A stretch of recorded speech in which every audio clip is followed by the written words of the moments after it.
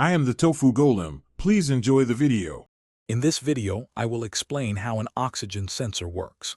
An oxygen sensor is a crucial component in your vehicle's exhaust system.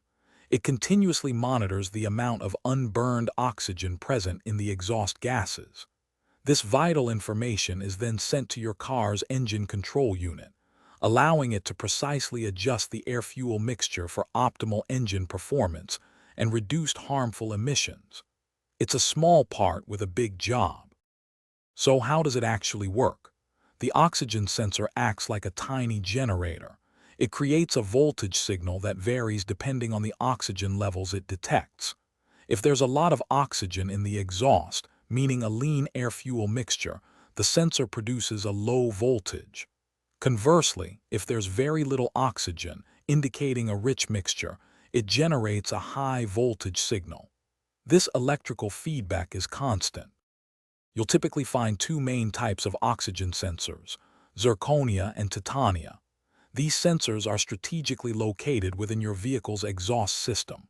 One, known as the upstream sensor, is positioned before the catalytic converter, monitoring the engine's immediate exhaust output.